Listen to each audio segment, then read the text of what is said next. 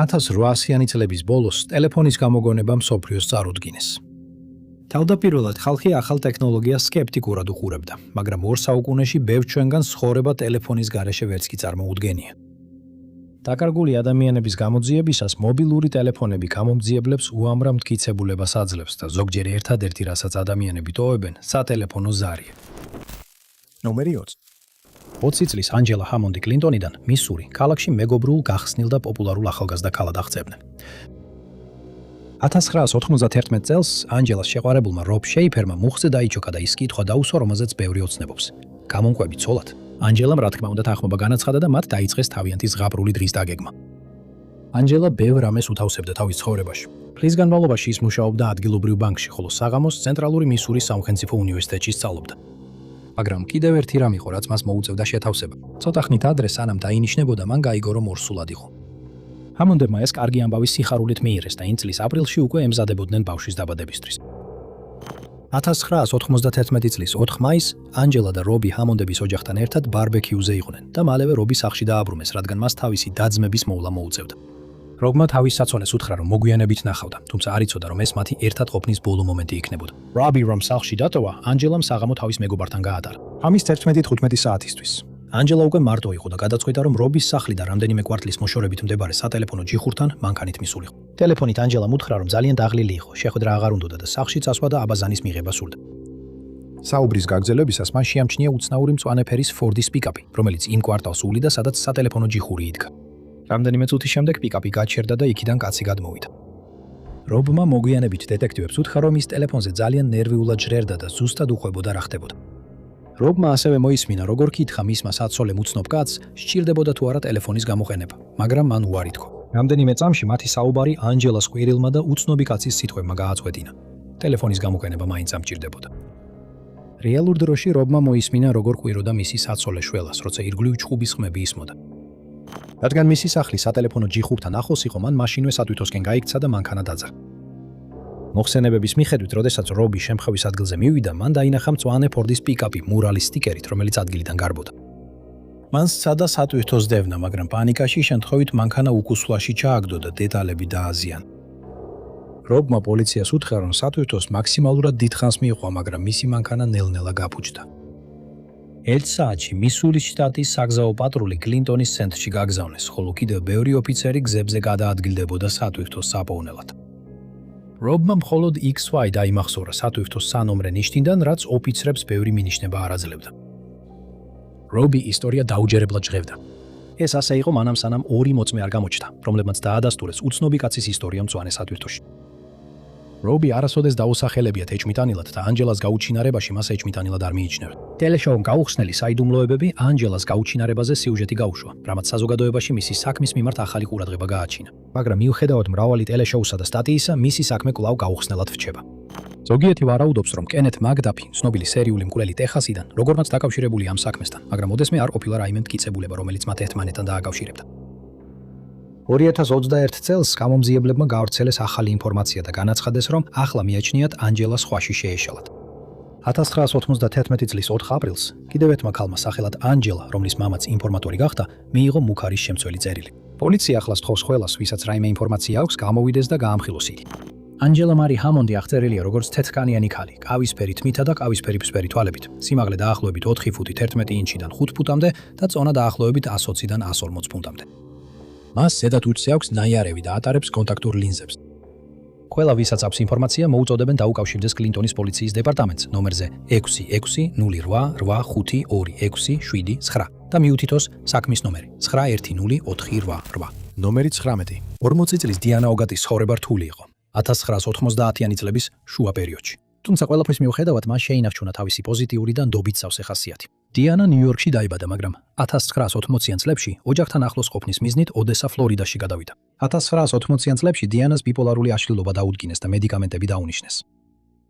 რამდენიმე წლის განმავლობაში ყველაფერი თითქოს დასტაბილურდა. შემდეგ 1991 წელს მისმა მეუღლემ ფრედერიკმა განქორწინება მოითხოვა და 3 შვილის მეურვეობა მიიღო. ამან დიანას ფსიქიკური ჯანმრთელობის მდგომარეობა კიდევ უფრო გააუარესა და მისმა ოჯახმა ეს გაუარესება შეამჩნია. 1990-იანი წლების შუა პერიოდში მან დაიწყო არასასურველ ადამიანებთან ურთიერთობა და წვრილმანი დანაშაულებისთვის სამართალდარღვევათა სია ჰქონდა. დიანას ოჯახმა ყველაფერი გააკეთა მის დასახმარებლად, მათ შორის ფლორიდის ბეიკერის აქტის საფუძველზე საავადმყოფოში დააწვინეს. 1988 წლის აპრილამდე მას ბეიკერის აქტის საფუძველზე 32 ჯერ ჰქონდა გადაყვანილი საავადმყოფოში. მისი ბოლო გაწერა 1988 წლის აპრილში მოხდა. გადაწყვეტილება, რომელსაც მისი ოჯახი მოგვიანებით გააკრიტიკებს, რადგან ისინი არ თვლიდნენ, რომ ის მზად იყო. 1988 წლის 10 აპრილი ოგების ოჯახისთვის, როგორც სხვა ნებისმიერი დღე, ისე დაიწყო. დიანე ცოტა ხნის წინ დასთან დებორასთან გადავიდა საცხოვრებლად, მას შემდეგ რაც საავადმყოფოდან გაწერეს. დაახლოებით 11 საათზე დებორა ექიმთან წავიდა, ხოლო დაბრუნებისას და სახლში აღარ დახვდა. დებორა მაშინვე ოჯახს დაურეკა და სასოწარკვეთილად ცდილობდა დიანეს პოვნას. როდესაც ეს მცდელობები უშედეგო აღმოჩნდა, მათ პასკოს საგრაფოს შერიფის ოფისში განაცხადეს დიანეს გაუჩინარების შესახებ და გამოძიება დაიწყო. მოწმეები გამოვიდნენ და განაცხადეს, რომ დაიანე დაინახეს ასაშეშეჩო 19 გზის გასწვრივ ფეხით მიმავალი ნიუ-იორკ ავენიუსთან, ჰადსონში, ფლორიდაში. შემდეგ რამდენიმე დღის შემდეგ მისი გაუჩინარებიდან დაიანეს დედამ შემაშფოთებელი ზარი მიიღო. იმ დროს, როცა ზარი განხორციელდა, სახლში არავინ იყო, ამიტომ ზარი ავტომატურად ხმოვან ფოსტაზე გადავიდა. როცა ქალბატონმა ოგედმა ჩანაწერი მოისმინა, მან ქალის ხმა გაიგონა, რომელიც დიანეს ხმა დამოიცნო და ამბობდა: დამეხმარეთ, გამიშვით. სანამ მეორე ხმა გაისმებოდა, რომელიც ამბობდა: ჰეი, მომეცი ეგ. სანამ ზარი დასუნდებოდა, მან ასევე განაცხადა, რომ ჩხუბის ხმა გაიგონა. ნომრის ამომცნომა ზარი სტარლაიტში, ოდესაში დააფიქსირა, მაგრამ ზუსტი მდებარეობა ვერ დადგინდა. აპრილის 15-ს აშშ-ის მე-19 გზატკეცილის გვერდით ნიუ-იორკ ავენიუსთან აღმოაჩინეს მოკვეთილი თითი წითლად შეღებილი ფრჩხილით. ამასთან ერთად ტანსაცმელი იპოვეს აკურატულად დაკეცილი ჩანთაში, რომელიც მდებარეობდა სასურსათო მაღაზიის გარე საკინულეში. გაუნძიებლები მიიჩნევენ, რომ ეს ნივთები დიანეს ეკუთვნოდა. 2000 წელს მისი კიდევ რამდენიმე ნივთი იპოვეს ჰერმეტულ პარკში, პასკოში, ფლორიდაში. დიანეს საქმეში მხოლოდ ერთი ადამიანი დაასახელეს და ეხლა საქმე გაუხსნელი რჩება. გამომძიებლებთან ცნობები კვლავ შემოდის, მაგრამ არსებითი არაფერი არ მოუჩენიათ. დიანე ლუის ოგეთი აღწერილია როგორც თეთრკანიანი ქალი, ქერა წითელი თმით, ლურჯი თვალებით, დაახლოებით 5 ფუტი 4 ინჩი სიმამაღლით და 130 ფუნტით. ის იღებს რეგულარულ მედიკამენტებს, რომლებიც სახლში დატოვა. მას აქვს ნაიარევი მუცელზე და ტატუები ზურგზე და მარჯვენა მხარზე. თუ ვინმეს აქვს ინფორმაცია, თხოვენ დაუკავშირდეს დეტექტივ ჩეტ კოგილს პასკოს საგრაფოს შერიფის ოფისში ნომერზე 7278 4758 და მიუთითოს საქმის ნომერი 98 98 150504. ნომერი 18. 19 წლის ბრენდონ სვანსონი აღწერეს როგორც ჭკვიანი და გონიერი ახალგაზრდა კაცი. 2007 წელს ბრენდონი იყო მარშალის საშუალო სკოლის კურსდამთავრებულთა შორის, მარშალში, მინესოტაში და ის ემზადებოდა ზდასრული ცხოვრების დასაწყებად. სკოლის დასრულების შემდეგ მან ჩააბარა მინესოტა უესტის სათემო კოლეჯში, სადაც ინჟინერიასა და ქარის ტურბინებს სწავლობდა. 2008 წლის მაისისთვის ის უკვე შეეგუა ახალ სტუდენტურ ცხოვრებას და ემზადებოდა აიოვაში გადასასვლელად, რათა იქ გაეგრძელებინა სწავლა კოლეჯში. 13 მაისი ბრენდონისა და მისი თანაკურსელებისთვის აკადემიური წლის ბოლო დღე იყო, ამიტომ გადაწყვიტეს აღენიშნათ ეს დღე.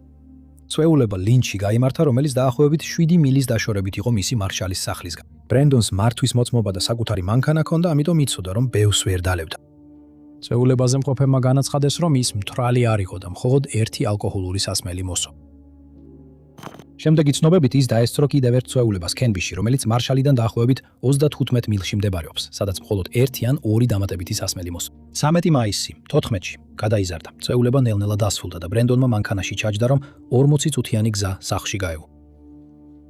ეს გზა მისთვის კარგად ნაცნობი იყო, რადგან კოლეჯი, სადაც ის სწავლობდა, კენბიში მდებარეობდა, ამიტომ მის მშობლებს არ შეშინებიათ. ეს ასე იყო დაახლოებით ღამის 2 საათამდე, სანამ მათი ტელეფონები არ დაიზუზუნა. ბრენდონი ურეკავდა. ამ შვიდად აუხსნა, რომ მანქანა გზიდან გადავიდა და არხში ჩავარდა, მაგრამ არ დაშავებულა. მისმა მშობლებმა კითხეს, სად იყო, რომ მის დასაყვანად მისულიყვნენ. ბრენდონმა კი უთხრა, რომ ლინდთან ახლოს იყო. როცა ისინი ადგილზე მივიდნენ, მათი შვილის კვალი არ ჩანდა, ამიტომ ისევ დარეკეს. ზარზე ბრენდონი იფიცებოდა, რომ ქალაქის განათებებს ხედავდა და ოჯახს უთხრა, რომ მეგობრის სახლში ფეხით დაბრუნდებოდა. 47 წუთიანი ზარის განმავლობაში ის მშვიდად ჩანდა, მიუხედავად იმისა, რომ მისი მანქანა თხრილში იყო და არ ჩანდა, რომ რაიმე ზემოქმედების ქვეშ იყო. სამმა მათგანმა რამდენჯერმე სცადა მისი მდებარეობის დადგენა და შეხვედრის ადგილის შეთანხმება. შემდეგ მოულოდნელად ბრენდონის მშობლებმა მისი ხვირილი გაიგეს. ჯანდაბ, სანამ ზარი შეწყდებოდა. მათ გამწარებულებმა სცადეს მისთვის დაერეკათ, მაგრამ მისი ტელეფონი გამორთული იყო. სამწუხაროდ ლინდ პოლიციის დეპარტამენტმა დაგვიანებით მოახდინა რეაგირება დაკარგული პირის შესახებ შეტყობინებაზე, რადგან მათ არ მიიჩნიეს უჩვეულოდ, რომ 19 წლის ბიჭი წვეულების შემდეგ გვიან გარეთ იყო. საბედნიეროდ მათ გადაწყვიტეს სერიოზულად მიეღოთ ეს შეტყობინება და დაიწყეს გამოძიება. ტელეფონის ჩანაწერებმა აჩვენა, რომ მისი ტელეფონი ბოლოს ლინდიდან 20 მილში დაფიქსირდა. გარდა ამისა, მისი მანქანა პორტერში, მინესოტაში იპოვეს, რაც ლინდიდან დაახლოებით 25 მილშია და მანქანა ცუდ მდგომარეობაში არ იყო. გამოძიების დროს ლინდის პოლიციის დეპარტამენტმა გამოიყენა ძაღლები, რომლებმაც ბრენდონის სუნი Yellow Medicine-ის მდინარემდე მიიყვანეს, სადაც ის მოულოდნელად შეწყდა. ბრენდონის საქმე საზოგადოებამ დიდი ინტერესით მიიღო და ის თანამედროვე ეპოქის ერთ-ერთ ყველაზე განხილვად გაუჩინარებად იქცა. მასობრივი მედიის ინტერესის მიუხედავად ძალიან ცოტა რეალური კვალი გამოჩნდა. მისი გაუჩინარებიდან 20 წლის იუბილეს მოახლოებასთან ერთად მისი ოჯახი სასოწარკვეთილია პასუხების მოსაძებნად. ბრენდონ ვიქტორ სვანსონი აღწერილია როგორც თეთრკანიანი მამაკაცი, ყავისფერი თმით, ცისფერი თვალებით, სიმაღლე 5 ფუტი და 6 ინჩი, წონა 120 ფუნტი. ის ატარებს სათვალეს, მარცხენა თვალით კანონით ბრმად ითვლება და აქვს გახვრეტილი ყურები. ვინც რაიმე ინფორმაციას ფლობს, სთხოვენ დაუკავშირდეს ლინკოლნის ოლქის შერიფის ოფისს, ნომერზე 507-614-164 და მიუთითოს საქმის ნომერი 2008-683. ნომერი ტრიტმენტი. ჰაიდარ ჰარი აბუშაკრა იყო 6 შვილის ამაყი მამა და მას, ვინც იცნობდა, აღწერდნენ როგორც შრომელსა და კომუნიკაბელურ ადამიანს. 2011 წლისთვის ჰარი ფლობდა რამდენიმე უძრავ ქონებას მანჩესტერში, კონექტიკუტში, მათ შორის ავტოფარეხსა და ავტომობილების დილერობას. მოხსენებების მიხედვით ჰარის წინააღმდეგშტაც ასევე ჰქონდა წარდგენილი სისხლის სამართლის ბრალდებები. ამ ბრალდებების მიხედვით ჰარი და მისი მამა თაღლითობას ჩადიოდნენ. ისინი სესხულობდნენ მანქანებს, კრიძდნენ მათ და შემოსავალს არ აძლევდნენ გამსესხებლებს. შტატი ასევე ამტკიცებდა, რომ ისინი მანქანებს აფრიკაში აგზავნიდნენ და როგორც ჩანს, ფულის გათეთრებაში იყვნენ ჩართული. 2011 წლის შუა პერიოდში ჰარი გირაოზე იყო გათავისუფლებული მის წინააღმდეგ წარდგენილი 6 ფედერალური ბრალდების მოლოდინში. ასევე ამ პერიოდში ითქვა, რომ მას ქალაქის გადასახადების ამკრეფისთვის დაახლოებით $23,000 ჰქონდა დავალიანებული, რაც მის ბიზნესებსა და ქონებებს უკავშირდებოდა. იმავე წლის დეკემბრის მე-7 დღეს ჰარი გაემგზავრა მანჩესტერში, მეინ სტრიტზე მდებარე ავტოფარეხის დილერობაში, რომელიც მას ეკუთვნოდა, რათა დაპირისპირებოდა ავტოფარეხის მფლობელსა და მექანიკოსებს, რადგან ისინი არ იხდიდნენ ქირას, რომელიც ჰარის თავისი აზრით ეკუთვნოდა. დაახლოებით საღამოს 8:20 საათზე მან დაურეკა თავის ძმას და სთხოვა დახმარება. თან უთხრა: „მეშინია, მაშინები“. 8:24 საათზე ჰარიმ დაურეკა თავის ცოლს და უთხრა, რომ შეხვედრაზე იყო, მაგრამ 9 საათისთვის მორჩებოდა, რათა კინოში წაეყვანა. სამწუხაროდ ჰარი სახლში აღარ დაბრუნდა და ეს მისი ბოლო სატელეფონო ზარი იყო. როცა მისი გაუჩინარების შესახებ პოლიციას აცნობეს, პირველი ადგილი, სადაც ისინი მივიდნენ, იყო ავტოსალონი და ავტოფარეხი. მექანიკოსები, რომლებიც იქ იმყოფებოდნენ, დაკითხეს, მაგრამ მათ უარყვეს რაიმე ცოდნა ჰარის მოულოდნელი გაუჩინარების შესახებ. მანჩესტერის პოლიციამ მექანიკოსებს სთხოვა, რომ პოლიგრაფის ტესტი ჩაებარებინათ, თუმცა ჯგუფმა უარი განაცხადა. 2026 წლისთვის არ არსებობს მტკიცებულება, რომელიც მათ ამ საქმეს უკავშირებს და ისინი უდანაშაულოდ ითვლებიან, სანამ საპირისპირო არ დამტკიცდება. ზოგიერთი ანგარიში მიუთითებს, რომ ჰარის მანქანა გაუჩინარებიდან მეორე დღეს მიტოვებული იპოვეს, თუმცა ეს დადასტურებული არ არის. ზოგიერთი ფიქრობს, რომ მან იორდანიაში გაიქცა, რადგან მისი მამაც უკვე იორდანიაში იყო გაქცეული მისი გაუჩინარების დროისთვის, მაგრამ ესეც ვერ დადასტურდა. მისი გაუჩინარების შემდეგ მისმა ოჯახმა შექმნა GoFundMe და Facebook გვერდი, რათა მოეთხოვათ პასუხები. 15 წელი გავიდა მას შემდეგ, რაც ჰარი ავაშაკრა ბოლოს ნახეს. ის აღწერილია როგორც თეთრკანიანი მამაკაცი, შავი თმით, ყავისფერი თვალებით, სიმაღლე 5 ფუტი 7 და 5 ფუტი 9-მდე და წონა დაახლოებით 80-დან 85 ფუნტამდე. ბოლოს ის ნახეს ნაცრისფერი კოსტიუმით, თეთრი პერანგით, წითელი ჰალსტუხით და შავი კლასიკური ფეხსაცმელებით. ვინც რაიმე ინფორმაციას ფლობს, სთხოვენ დაუკავშირდეს მანჩესტერის პოლიციას, ნომერზე 86065550000 და მიუთითოს საქმის ნომერი M20114046. ნომერი 16. 25 წლის ლინდა როუზ გრიმი მშვიდი და კეთილი გოგონა იყო, რომელიც 1980-იან წლებში ცდილობდა როგორც დასრული თავისი ადგილი ეპოვა. ლინდა პარიზში, კალიფორნიაში დაიბადა და დედამ გაზარდა. მათ შორის კარგი ურთიერთობა იყო. 1986 წლის მაისში, თუმცა ზოგიერთი წყარო ამბობს, რომ ეს იყო 1985-ში. ლინდა სახლიდან გავიდა და დედას უთხრა, რომ სიგარეტების საკიდლად მიდიოდა. საათები გავიდა და დედა შეშფოთდა, მაგრამ უცნობია, როდის აცნობეს რეალურად მისი გაუჩინარების შესახებ. დედის თქმით, მომდევნო 18-ზე მეტი თვის განმავლობაში ის ტელეფონით უკავშირდებოდა თავის ქალიშვილს. ზარების დროს ლინდა ეუბნებოდა, რომ ახლა უიჩიტაში, კანზასში ცხოვრობდა. ასევე უთხრა დედას, რომ ურთიერთობა დაიწყო სატვირთო მანქანის მზღოლთან, სახელად რობერტ მასტერსი. წყაროების მიხედვით ლინდა დაქორწინებული იყო, მაგრამ გაურკვეველია, რობერტ მასტერსზე იყო დაქორწინებული თუ სხვა მამაკაცზე. ერთად წყვილმა ახალი ცხოვრება დაიწყო ფერმაზე და როგორც ჩანს, კარგად იყვნენ. ლინდას დედამ დაიწყო ზარების შესახებ ჩანაწერების გაკეთება და შენიშნა, რომ ისინი სპორადული და შეზღუდული იყო. მან უარი თქვა დედისთვის ფერმის ზუსტი მდებარეობის თქმაზე და თვეების გასვლასთან ერთად სულ უფრო შეშინებული ჟღევდა. შემდეგ 1987 წლის ოქტომბერში ზარები სრულიად შეწყდა. გრიმების ოჯახი ყოველდღე რეკავდა ნომერზე, მაგრამ პასუხს ვერ იღებდა. 1989 წლის აპრილში ლინდას ყვითელი Ford Pinto მიტოვებული იპოვეს სუპერმარკეტთან ჰანტინგტონ ბიჩში, კალიფორნიაში, მის სახლიდან პარიზიდან დაახლოებით 79 მილში. უცნობია იპოვეს თუ არა რაიმე კვალი მანქანის შიგნით, ან ჩატარდა თუ არა მანქანის სასამართლო ექსპერტიზა.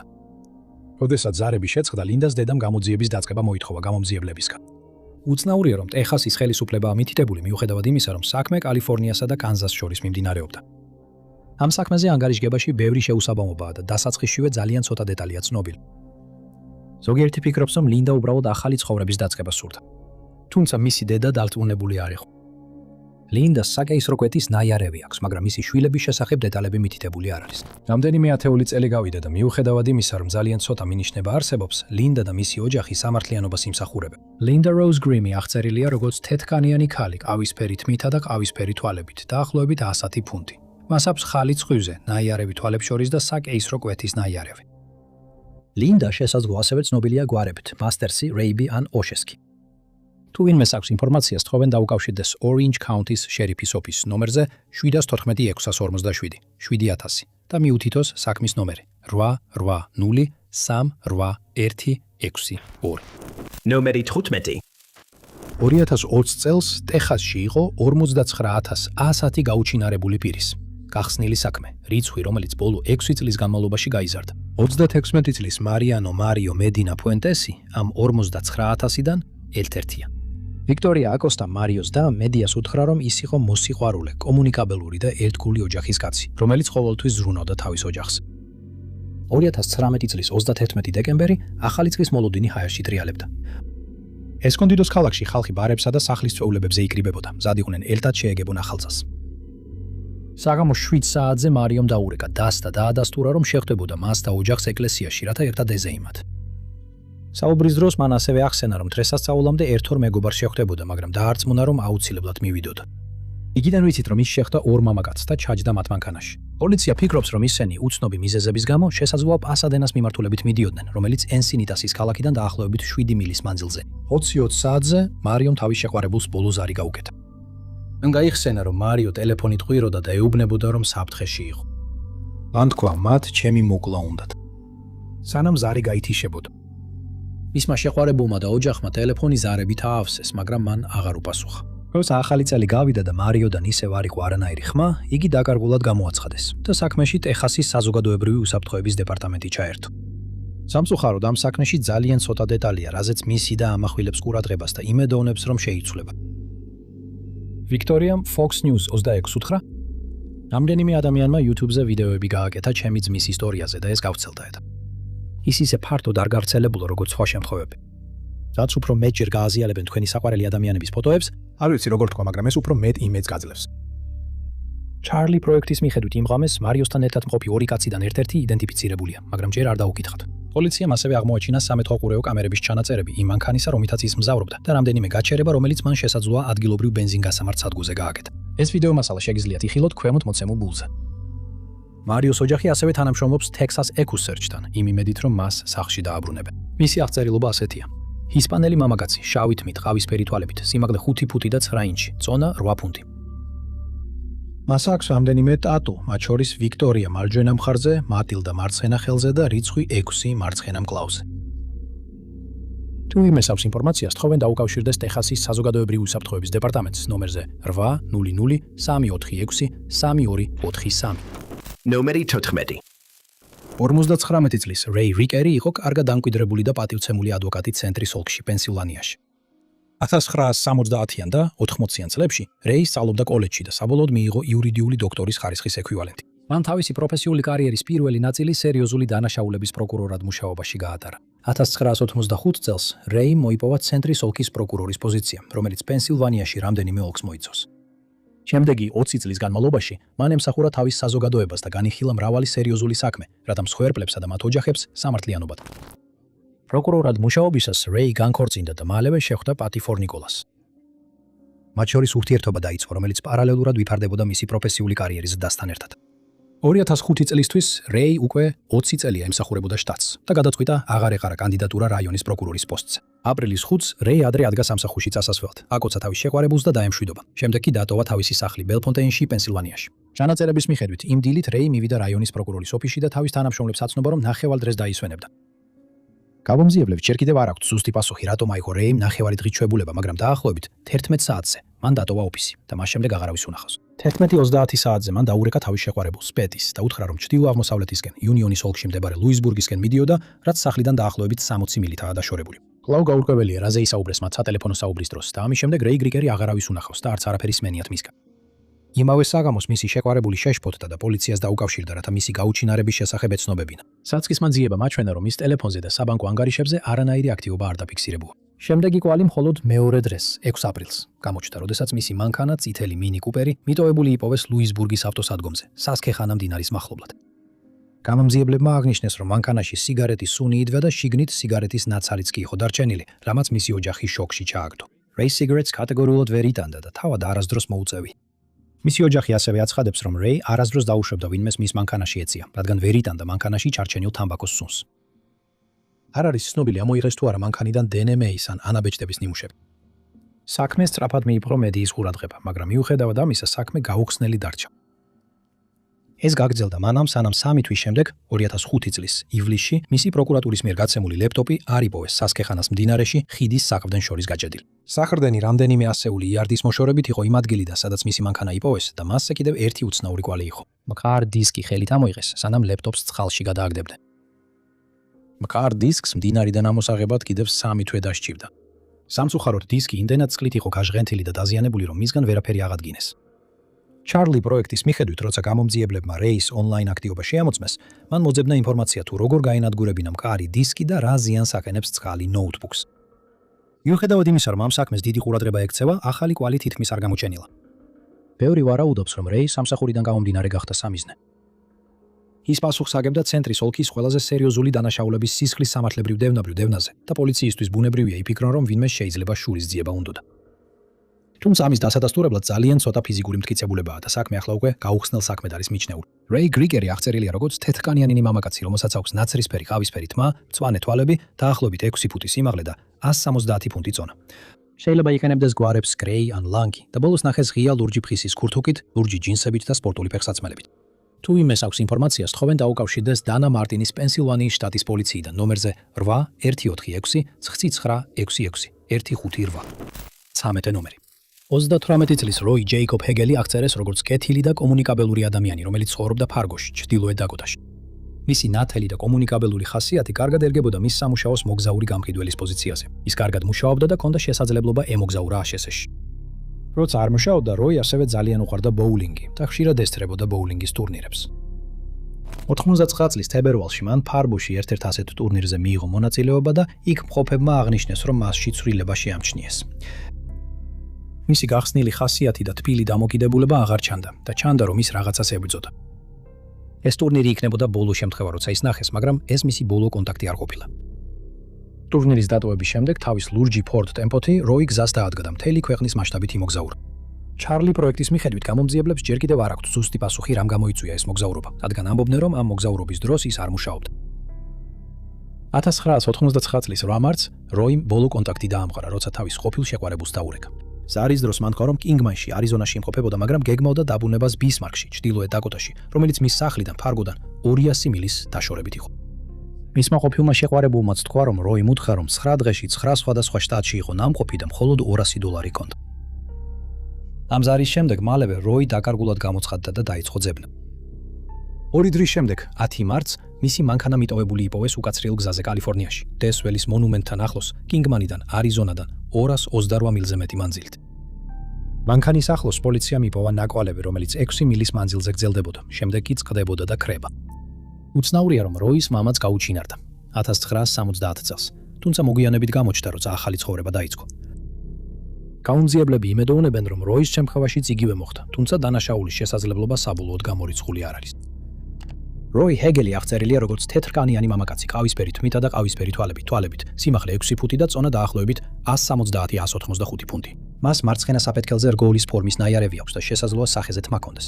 ვინც რაიმე ინფორმაციას ფლობს, მოუწოდებენ დაუკავშირდეს ბისმარკის პოლიციის დეპარტამენტს ნომერზე 701-223-1212 და მიუთითოს საქმის ნომერი 893-1642. ნომერი 12. 26 წლის სტივენ ადამსი. თუმცა ზოგიერთი წყარო მას სტეფანად ან სტივენად მოიხსენიებს. იგი აღწერეს როგორც ჭკვიანი და მზრუნველი ახალგაზრდა, რომელსაც უყვარდა თევზაობა, ნადირობა და კავადბურთი. 2004 წლისთვის ის ამთავრებდა სწავლას Northeastern State University-ში, დალეკუაში, ოკლაჰომაში და ემზადებოდა სწავლის დასრულების შემდეგი ცხოვრებისთვის. რამდენიმე წლის შემდეგ სტივენი დაქორწინდა. თუმცა ურთიერთობა დიდხანს არ გაგრძელდა და ეხლა ის ყოფილ ცოლთან 7-ზე მეურვეობისთვის იბრძოდა. მის წინააღმდეგ რამდენიმე ბრალდება წამოაყენეს, მაგრამ ეს ბრალდებები ყოველთვის უკუიგდებოდნენ. დაპირისპირება 2002 წელს დაიწყო და 2004 წლის დეკემბერში ოკლაჰომას შტატმა მუსკოგის სასამართლოში სხდომა დანიშნა, რათა საკითხი საბოლოოდ გადაეწყვიტა. იმ წლის 13 დეკემბერს სტივენმა უნივერსიტეტის კამპუსი დატოვა, როდესაც ბოლო გამოცდა ჩააბარა. დაახლოებით 11 საათზე მან თავის შეყვარებულს დაურეკა, რომ გამოცდაზე ესაუბრა. საუბრის დროს მან უთხრა, რომ მამაკაცს, რომლის სახელიც არ დაუსახელებია, ოკლაჰომას ქალაქ კიზში მიიყვანდა. გეგმა იყო, რომ იქიდან დედასთან ვებერს ფოლდში წასულიყო და შემდეგ მუშკოგიში სამსახურში მისულიყო. მისმა შეყვარებულმა თქვა, რომ ის კარგ განწყობაზე იყო და არაფერი უცნაური არ შეიმჩნეოდა. 30 წუთის შემდეგ სტივენის ერთ-ერთმა მეგობარმა სცადა დაერეკა მისთვის, მაგრამ შენიშნა, რომ ზარები ერთი ზარის შემდეგვე ავტომატურად გადადიოდა ხმოვან ფოსტაზე. სტივენი არც დედის სახლში მივიდა და არც სამსახურში. მეორე დღეს მისმა შეყვარებულმა სტივენის გაუჩინარების შესახებ განაცხადა და გამოძიება დაიწყო. პოლიცია დაინტერესდა მეგობრის მონათხრობით, რომ სტივენის ტელეფონზე ზარი ერთი ზარის შემდეგ წყლებოდა. მეგობარმა უთხრა მათ, რომ მან რამდენჯერმე დაარეკა 11:30-დან 12 საათამდე, მაგრამ შედეგი ყოველთვის ერთი და იგივე იყო. შემდეგ მან გადაწყვიტეს მისი ბოლო გადაადგილების კვალის დადგენა და რამდენიმე მინიშნება აღმოაჩინეს. 12 საათამდე ცოტა ხნით ადრე სტივენი შენიშნეს სამეზობლო მაღაზიაში კუქსონში, ოკლაჰომაში, რომელიც მისი უნივერსიტეტის კამპუსიდან დაახლოებით 18 მილში მდებარეობდა. მოწმეება გაიხსენეს, რომ დაინახეს, როგორ იყიდა მან გაზიანი სასმელი და რამდენიმე წუთით მაღაზიის გარეთ იდგა. შენიშნეს, რომ აღელვებული იყო, მაგრამ არავინ მისულა მასთან. სტივენის ძიებისას მათ კიდევ ერთი კვალი აღმოაჩინეს. იმ დღეს, როდესაც სტივენი გაუჩინარდა, უცნობი მამაკაცი, რომელსაც აღწერენ როგორც თეთრ კანიანს, დაახლოებით 5 ფუტი და 11 ინჩი სიმაღლის, ყავისფერი თმით და 40-დან 50 წლამდე, შენიშნეს სტივენის ბინის ახლოს მდებარე მაღაზიის წინ, სადაც ის უსაქმოდ იდგა. მოხსენებების მიხედვით მამაკაცი მართავდა პიკაპს და იქვე ტრიალებდა, თითქოს ვინმეს ელოდებოდა. დილის 11 საათზე ამ უცნობმა მამაკაცმა დატოვა ბინის მახლობლად მდებარე სადგომი და წავიდა. ეს მნიშვნელოვანია, რადგან დაახლოებით ამ დროს ჰქონდა სტივენს უკანასკნელი კონტაქტი. პოლიციას ეს პიროვნება ეჭვმიტანილად არ გამოუცხადებია, თუმცა მათ ძალიან სურთ მასთან საუბარი. მიუხედავად იმისა, რომ პოლიციამ გამოძიებაში დიდი დრო დახარჯა, ძალიან ცოტა რეალური კვალი გამოიკვეთა. მისი მანქანა არასდროს უპოვიათ და უცნობია, სად შეიძლება წასულიყო. რამდენიმე კვირის შემდეგ, რაც ის გაუჩინარდა, მის ოჯახს მუქარის ზარი მიიღეს. დამრეკავი, რომლის ვინაობაც უცნობია, ოჯახს დაემუქრა ფიზიკური დაზიანებით, თუ ისინი არ შეწყვეტდნენ გამოძიებას და არ შეწყვეტდნენ საკუთარ ძიებებს. სტივენის მამამ, კარლ ადამსმა, მის შვილის გაუჩინარების 20 წლის თავზე ინტერვიუ მისცა და თქვა: ის ერთადერთი იყო მთელ ოჯახში, ვინც კოლეჯში წავიდა. მას ეს ძალიან უყვარდა. თუ ვინმე გამოვიდოდა ამ ინფორმაციის გასაცემად და საკმარისად მამაცი იქნებოდა ამის გასაკეთებლად, ჩემთვის ის სუპერგმირი იქნებოდა. მე გავაგრძელებ ბრძოლას. ეს ჩემი ჯვარია სადარებლად. ის ჩემი შვილი იყო, მე მიყვარს ის. ეხლა ზურგს არ შევაქცევ. სტივენ ადამსი აღწერილია, როგორც დაახლოებით 5 ფუტი 7 ინჩი სიმაღლის და 164-დან 200 ფუნტამდე წონის, ყავისფერი თმითა და ყავისფერი თვალებით. ის დაკავშირებულია ოკლაჰომაში ჩეროკების ერთან. მას ასევე აქვს მძიმე ასთმა, რომელიც საჭიროებს ინჰალატორს, რომელიც სახლში დარჩა. ყველას, ვისაც აქვს ინფორმაცია ამ საქმეზე, სთხოვენ დაუკავშირდეს ოკლაჰომის შტატის ბიუროს ნომერზე 918 582 9075 918 582 ნომერი CR04 180. ან შეგიძლიათ ანონიმურად დაუკავშირდეთ FBI-ს. Terthmedi. 25 წლის ალექს გამს თან და ყოლილი ნიჭი ჰქონდა სიმღერების წერისა და ინსტრუმენტებზე დაკვრის. ბავშვობაში სკეიტბორდინგითა და გრაფიტის ხელოვნებით იყო გატაცებული. თუმცა საშუალო სკოლაში ყოფნისას მან გადაწყვიტა მუსიკაზე გადართულიყო. დამთავრების შემდეგაც კი ალექსი აგრძელებდა მუსიკალურ კარიერაზე მუშაობას. ადგილობრივ ბენდებში უკრავდა და თავის მშობლიურ შტატ მეინში ტურნეებზე დადიოდა. ადგილობრივ სცენაზე გამოცდილების მიღების შემდეგ ალექსი ლოს-ანჯელესში გადავიდა, რომ იქ სცადა წარმატების მიღწევა. ამ პერიოდში მისმა ოჯახმა შენიშნა, რომ მისი ქცევა იცვლებოდა. ის არასტაბილური იყო და ამბობდა, რომ ლემურიის შთამომავალი იყო. ლეგენდის მიხედვით ეს თითქოს ჩაძირული კონტინენტი შესაძლოა უცხო პლანეტელთა სამშობლო იყო, რომლებმაც შემდეგ ადამიანთა რასა შექმნეს. 2015 წლისთვის მისი რწმენა იმდენად გაძლიერდა, რომ გადაწყვიტა ინდოეთში 6 კვირით განგზავრება, რათა თავისი უმაღლესი ძალა და ცხოვრების მიზანი ეპოვა. მისმა მშობლებმა დაამატეს, რომ ის მკაცრი ვეგანი გახდა და ინდოეთში სულიერი ძიებით თკვებოდა. 2017 წლისთვის ის ისევ მშობლებთან ერთად ცხოვრობდა მეინში და მისი ქცევა კიდევ უფრო შეიცვალა. ეხლა ალექსმა მკაცრი დუმილის ფიცი დადო და მთელ დროს მედიტაციას უთმობდა. მეგობრები, რომლებიც ადრე უყვარდა და ერთად ტურნეებზე დადიოდა, ეხლა გვერდზე გადადოდა, ნელ-ნელა ყველასგან იხევდა და თავს იზოლირებდა. 2018 წლის თებერვლის 22 რიცხვში მან დაარღვია თავისი მკაცრი ფიცი და მშობლებს თხოვა აეროპორტში წაეყვანათ. მათ აცნობა, რომ კაუაიში ჰავაიზე გადადიოდა, რათა კიდევ უფრო ღრმა სულიერ გაბრძანებას მიეღწია. თებერვლის 22 რიცხვში ალექსი თვითმფრინავში ავიდა და რამდენიმე საათში ჰავაიზე დაეშვა. ოცნებმა გაიხსენეს, რომ ის სანაპიროს სასტუმროში ნახეს 22-დან 23 რიცხვამდე. ამ დროში მან რამდენჯერმე დარეკა ადგილობრივ ტაქსის კომპანიებში, თუმცა არ არსებობს ჩანაწერები, რომ ის ოდესმე აიყვანეს. 24 თებერვალს ალექსმა სასტუმროდან დარეკა, თუმცა უცნობია ვის ურეკავდა. ინდრის მეორე ნახევარში მან ნომერი ჩააბარა და მას შემდეგ აღარავის უნახავს ან გაუგონია მისი ამბავი. როდესაც მისმა მშობლებმა ვერ შეძლეს შვილთან დაკავშირება, ისინი პოლიციაში განაცხადეს მისი გაუჩინარების შესახებ. გამოძიება ხანმოკლე იყო. პოლიცია მიცოდა, რომ ის სასტუმროში იყო 22-დან 24 რიცხვამდე, სანამ გაუჩინარდებოდა. მის ტელეფონზე არანაირი აქტივობა არ დაფიქსირებულა და მისი საბანკო ანგალიზე არსებული $8,000 ხელუხლებელი დარჩა. მას არ მიუთითებია, სად მიდიოდა და უცნობია, იყო თუ არა ის სხვა ადამიანებთან ერთად. მისმა მშობლებმა ივარაუდეს, რომ მან შესაძლოა ადგილობრივ რელიგიურ ან სულიერ ჯგუფებს შეხვდა, რათა ეპოვა ის განსხივოსნება, რომელსაც ასე სასოწარკვეთილად ეძებდა. გამომძიებლებმა მისი ლეპტოპი იპოვეს და ბრაუზერის ისტორიის გადამოწმება მათ კიდევ რამდენიმე მინიშნება მისცა. მის გაუჩინარებამდე ცოტა ხნით ადრე მან ინტერნეტში მოძებნა საკემპინგე აღჭურვილობა და საკვები მცენარეები კუნძულზე. გარდა ამისა, დაუდასტურებელი ცნობები მის ნახვაზე Salt Pond Beach-ის ბანაკში 2018 წლის მარტსა და აპრილში გავრცელდა. დაუდასტურებელი ცნობები კვლავ გავრცელდა 2019 წლის დასაწყისში, როდესაც ერთმა ქალმა კაუაიში კემპინგის აღჭურვილობის ყიდვისას ალექსის აღწერილობასთან დანდამთხევა. მამაკაცი დაინახა. ყველა ეს ინფორმაცია დაუდასტურებელია. თუმცა ისინი ამყარებენ ოჯახის თეორიას, რომ ის ცხოვრობს საზოგადოებიდან მოშორებით და არ სურს კონტაქტი. ალექს მაკლარენ გამიაღწერილია როგორც თეთრკანიანი მამაკაცი, ყავისფერით, მით თაფლისფერი თვალებით, დაახლოებით 6 ფუტი სიმაღლის და 160-180 ფუნტი ზონის. მას მარცხენა წინა მხარზე სიცოცხლის ხის დიდი ტატუ აქვს, ხოლო მარჯვენა ხელზე ლურჯი თვალის ტატუ. ალექსი შესაძლოა მოგზაურობდეს ალბერტ ჯონსონის სახელითაც, რომელსაც ლოს-ანჯელესში მუსიკის შექმნისას იყენებდა. ყველას, ვისაც ალექსის საქმესთან დაკავშირებით რაიმე ინფორმაცია აქვს, სთხოვენ დაუკავშირდეს კაუაის პოლიციის დეპარტამენტს ნომერზე 808-211-1711 და მიუთითოს საქმის ნომერი 1808-308. ნომერი 10. მისი სახელი დღესაც განსაკუთრებულად ცნობილია. ყველაზე მდიდრულ მაღაზიებში, მაღალი კლასის სუნამოებზე, ძვირფას სამკაულებსა და ფუფუნებების ტანსაცმელზე აწერია კოკო შანელის სახელი. სოფლიოს ყველაზე ცნობილი მოდის დიზაინერი, ვინც თითქოს დროის გავლენას უძლებს თავისი მემკვიდრეობით. მისი საქმიანობა დაიწყო 20 წლის ასაკში, როდესაც 1910 წელს გახსნა თავისი პირველი მაღაზია და ქუდებს ყიდდა. მალე მან ტანსაცმლის შეკერვაც დაიწყო და პირველი წარმატება მოიპოვა კაბით, რომელიც ძველი სვიტერისგან შეკერა.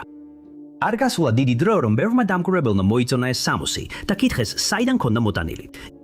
შანელმა მაშინ შესთავაზა, რომ მათთვისაც შეეკერა. მან 1920-იან წლებში თავისი პირველი სუნამო წარმოადგინა, შემდეგ შანელის კოსტიუმი და ამის შემდეგ პატარა შავი კაბა. ეს გამორჩეული დიზაინერი არა მხოლოდ სხეულზე მომდგარი მომხიბლელი ტანსაცმლის შექმნაზე იყო ორიენტირებული, არამედ ისეთ სამოსზეც, რომელიც ქალებისთვის კომფორტული იქნებოდა. ის პარიზის ლიტერატურულ და სამხატვრო სამყაროში ცენტრალურ ფიგურად იქცა. შანელმა შექმნა კოსტიუმები რამდენიმე მნიშვნელოვანი პიესისა და ბალეტისთვის. მის ახლო წრეში მეგობრად ითვლებოდა მხატვარი პაბლო პიკასოც. მისმა ფართო საქმიანობამ მოდის ინდუსტრიაში შექმნა მრავალმილიარდიანი ლუქს ბრენდის იმპერია და დატოვა ისტორია, რომელიც ქალების როლის სრულებას უკავშირდებოდა. სწორედ ამ საქმიანობებმა დაიწყეს მოდის რევოლუცია. ეს იყო კოკო შანელის ცხოვრება, მოდის დიზაინერი, ქალთა უფლებების დამცველი, რევოლუციონერი და ჯაშუში. აღმოჩნდა, რომ ქალი, რომელსაც მოდის ინდუსტრია ასე დიდ პატივს სცემს და აფასებს, მხოლოდ კაბებს არ კერავდა და ქუდებს არ პიკდა, არამედ ის ნაციონალ-სოციალისტების მხარდამჭერი და მეორე მსოფლიო ომის დროს გერმანელების ინფორმატორიც იყო. 1929 წელს, ომის დაწყებისას, შანელი ახლოს მდებარე რიცის სასტუმროში ცხოვრობდა. ოკუპაციის დროს ის რომანტიკულ ურთიერთობაში იყო გერმანელ დიპლომატთან, ჰანს გიუნტერ ფონ დინკლაგესთან, რომელიც გესტაპოს ჯაშუში და აბვერის აგენტი იყო. მეორე მსოფლიო ომის დაწყებისას, შანელის დინკლაგესთან ურთიერთობის გაგრძელებამ ის გერმანული ხელისუფლების სოციალურ წრეებში მოაქცია. 1941 წელს გერმანელი ჯაშუში ბერლინში გაემგზავრა თავის კოლეგასთან, ბარონ ლუი დე ფოურლენთან ერთად. ორივე პირადად შეხვდა თავად დიქტატორს და ამის შემდეგ მალე დაზორვის სააგენტო შეიტყობდა დინკლადეს საყვარლის შფოთვის შესახებ, რომელიც მის დის შვილს უკავშირდებოდა, რომელიც საფრანგეთში შეჭრის დროს ტყვე დაიყვანეს. შანელის შიში თავისი ნათესავის გამო გერმანელებისთვის კარის გაღებას ნიშნავდა, რაც გარიგების შესაძლებლობას აჩენდა. მათ მოდის დიზაინერს შესთავაზეს მისი დისშვილის გათავისუფლება და უსაფრთხოება, სანაცვლოდ კი მის ყველაზე გავლენიან მოკავშირეებთან არსებული კავშირებიდან ინფორმაციის მიწოდება მოითხოვეს. შანელის მისია არასოდეს დოკუმენტირებულა და სწორედ ამიტომ არავინ იცის რა ინფორმაცია გადასცა მან გერმანელებს. მაგრამ ცნობილია, რომ მან მართლაც მიაწოდა მათ გარკვეული სახის ინფორმაცია, რადგან იმავე წლის ბოლოს მისი დისშვილი უსაფრთხოდ დაბრუნდა სახლში. 1943 წელს პარიზი ნაციონალ-სოციალისტებისგან გათავისუფლდა, რის შედეგადაც ყველა გერმანელი დატოვა ქალაქი, მათ შორის დინკლაგეც, რომელსაც შანელის უკან დატოვება მოუხდა. მომდევნო წელს საფრანგეთის მთავრობამ დაიწყო იმ ადამიანების წინააღმდეგ მკაცრი ზომების მიღება, ვინც ოკუპაციის დროს ამ პრობლემებს ეხმარებოდა. და ამ სიაში იყო სავარაუდო მოღალატე კოკო შანელი. ის დააკალეს და რამდენიმე საათის განმავლობაში დაკითხეს, დაკითხვა, რომელიც არასოდეს გამხდარა საჯარო. მტკიცებულებების ნაკლებობის გამო ის გაათავისუფლეს, თუმცა ისტორიკოსები ამტკიცებენ, რომ მისი გამართლება შეიძლება ორგანიზებული იყო მისი ახლო ნაცნობის, უინსტონ ჩერჩილის მიერ, რომელიც არღვევდა საკუთარ კანონს მტერთან ვაჭრობის შესახებ. არსებობს თეორია, რომ შანელმა იცოდა, ჩერჩილს კანონი ჰქონდა დარღვეული, რადგან გერმანელებისთვის გადაუხდია, რათა დაეცვათ უინძორის ჰერცოგის ქონება ქალაქში. როცა უინძორის ჰერცოგი ჯერ კიდევ უელსის პრინცი იყო, ის და შანელი საყვარლები იყვნენ. ამ წლის შემდეგ შანელი თავის ძველ ცხოვრებას დაუბრუნდა, ცხოვრობდა ფუფუნებაში, ქმნიდა ტანსაცმელს მდიდრებისთვის და ცნობილებისთვის, ბისთვის. და ის გარდაიცვალა 1961 წელს. მას არასოდეს დაუსვა მტკითხვა ჯაშუშთან მის ურთიერთობაზე, არც მისი თანამშრომლობა აბორთან. და ინფორმაცია, რომელიც მან გადასცა და რომელიც დიქტატორს დაეხმარა. ნომერი 9. მესამე ადგილზე ისტორიაში ყველაზე მნიშვნელოვანი და გავლენიანი ხელოვანების სამეულში. ლეონარდო და ვინჩისა და მიქელანჯელოს შემდეგ არის ესპანელი ემიგრანტი, მხატვარი, კერამიკოსი და მოქანდაკე პაბლო პიკასო. ის ითვლება მე-20 საუკუნის ერთ-ერთ უდიდეს ხელოვანად, რომელმაც შექმნა ძალიან გავლენიანი ხელოვნების სტილი კუბიზმი. ეს ვიზუალური ხელოვნების სტილი გამოირჩევა სურათის ბრტყელი, ორი განზომილების მქონე ზედაპირით, რომელიც უარყოფს პერსპექტივასა და მოდელირებას. პაბლო პიკასომ თავისი 91 წლიდან 80 წელი ხელოვნებას მიუძღვნა და მნიშვნელოვანი წვლილი შეიტანა თანამედროვე ხელოვნებაში. ის წვრთმენით სჯეროდა, რომ მისი ნამუშევრები სიცოცხლეს გაუხანგრძლივებდა. პიკასო ცნობილია იმით, რომ მუდმივად თავიდან იგონებდა საკუთარ თავს. ის ხშირად ისე რადიკალურად ცვლიდა სტილებს, რომ მისი მთელი ნამუშევრების კოლექცია 6 სხვადასხვა მხატვრის ნამუშევრებს გავს და არა მხოლოდ ერთის. მას მრავალფეროვნებისადმი მიდრეკილება ჰქონდა და ამტკიცებდა, რომ მისი ხელოვნება, რომ ასე არ განსხვავებულიყო, ვერ მიაღწევდა სასურველ შედეგს. მისი შემოქმედებითი კარიერის განმავლობაში პაბლო პიკასოს, როგორც ამბობენ, 1000-ზე მეტი ნამუშევარი აქვს შექმნილი. ისტორიკოსებმა მისი შემოქმედება სხვადასხვა პერიოდებად დაყვეს, რომლებიც მის ცხოვრებაში განსხვავებულ ეტაპებს აღნიშნავს. ამ პერიოდებში შედის ლურჯი პერიოდი, როდესაც მის ნამუშევრებში ლურჯი ფერი დომინირებდა, ვარდისფერი პერიოდი, რომელიც გამოირჩეოდა ვარდისფერი, წითელი და ბეჟი ფერების გამოყენებით. პაბლო პიკასოს სიცოცხლე 1963 წელს დასრულდა, მაგრამ მისი გავლენა ხელოვნების სამყაროში არ შეწყვეტილა. დღემდე მისი ნამუშევრები დომინირებს გლობალურ ხელოვნების ბაზარზე და მას ეკუთვნის გინესის მსოფლიო რეკორდი, როგორც ისტორიაში ყველაზე ნაყოფიერი ხელოვანი. მაგრამ ფერების თამამი გამოყენების, სტილის შექმნისა და წამებული ხელოვანის ნიღბის მიღმა იმალებოდა პიროვნება, რომელიც უმეტესობისთვის შეუმჩნეველი დარჩა. მხოლოდ ისინი, ვინც ამას ამჩნევდნენ, იყვნენ მისი მსხვერპლები და უახლოესი გარემოცვა. როგორც ჩანს, ხელოვანის წარმატება და მემკვიდრეობა დაჩრდილა მისმა აშკარა უპატივცემულობამ მის ცხოვრებაში მყოფი სხვადასხვა ქალების მიმართ. სინამდვილეში ძალიან ცოტა ახლობელს ჰქონდა რაიმე კარგი სათქმელი მისი ხასიათის შესახებ. მისმა შვილიშვილმაც კი დაწერა რომანი იმის შესახებ, თუ რამდენად საშინელი ადამიანი იყო იგი. ამბობენ, რომ პიკასო ნარცისისტი და მეკალთანე იყო, რომელიც არა მხოლოდ უუმობელი, არამედ განსაკუთრებით ბოროტი იყო ქალების მიმართ, განსაკუთრებით კი თავისი მუზების მიმართ. ის ხშირად ტოვებდა თავის მუზებს უფრო ახალგაზრდა მოდელების გამო, რომელთაგან ერთმა განაცხადა, რომ პიკასომ ის სახლში ჩაკეტა, რათა სხვა არტისტებთან არ ემუშავა. იგი ასევე ცნობილი იყო ქორწინების გარეთ რომანებით და იმით, რომ მეგობრებს ვერ ინარჩუნებდა. ისტორიკოსები ამტკიცებენ, რომ პიკასო უამრავი გუნგატეხილობისა და განადგურების მიზეზი იყო. ნომერი 8. ტონი ჰეივარდი დაიბადა სლავში, ინგლისში, როგორც 7 შვილის უფროსი. მან მიიღო გეოლოგიის ხარისხი ასტონის უნივერსიტეტში, გეოლოგიის დოქტორის ხარისხი ედინბურგის უნივერსიტეტში და საპატიო ხარისხები ასტონის, ედინბურგისა და ბირმინგემის უნივერსიტეტებში. 1982 წელს, როდესაც ის 25 წლის იყო, ტონი შეუერთდა BP-ს საბურთი გეოლოგის პოზიციაზე. მას დიდხანს არ დასჭირვებია კარიერულ წინსვლისთვის და 1987 წლისთვის ტონი უკვე BP Exploration-ის დირექტორი იყო, გლობალური ენერგეტიკული გიგანტის, რომელიც პასუხისმგებელია ნავთობისა და ბუნებრივი აირის მოძიებაზე, განვითარებასა და მოპოვებაზე. 3 წლის შემდეგ, რაც დირექტორად დაინიშნა, Tony დაიკავებდა BP-ის ჯგუფის ვიცე-პრეზიდენტის პოზიციას. ამოკოს კვლევა და წარმოება და ერთი წლის შემდეგ ის გახდა ჯგუფის ხაზინადარი. მისი პასუხისმგებლობა იყო გლობალური ხაზინის ოპერაციების, შერწყმებისა და შეძენების ზედამხედველობა. 2007 წელს ის გამოცხადდა აღმასრულებელ დირექტორად. ამ პოზიციაზე მუშაობისას ტონის ყურადღება მიმართული იყო ოპერაციების უსაფრთხოებასა და სანდოობაზე.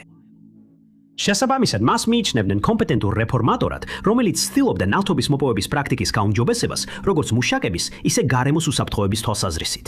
ერთ-ერთ ცნობილ ლექსიაში მან შემდეგი განცხადება გააკეთა: ჩვენი მთავარი მიზანი ცხოვრებაშია შევქმნათ ღირებულება ჩვენი აქციონერებისთვის. ამისათვის კი უნდა იზრუნოს საქმეზე. თუმცა 2010 წლისთვის მისი როგორც კომპეტენტური დამცველის რეპუტაცია დაინგრა, დაახლოებით ისე როგორც Deepwater Horizon-ის პლატფორმა და სწორედ ამის შედეგად. Deepwater Horizon-ის კატასტროფა, რომელიც ისტორიაში უდიდესი შემთხვევითი საზღვაო ნავთობის დაღვრა იყო, მოხდა 2020 წლის 20 აპრილს. პლატფორმა ეკუთვნოდა და იმართებოდა ოფშორული საბურვი კომპანია Transocean-ის მიერ და იჯარით ჰქონდა აღებული BP-ს. ის მდებარეობდა Mississippi-ის კანიონში, რომელიც კონტინენტური შელფის ხეობაა.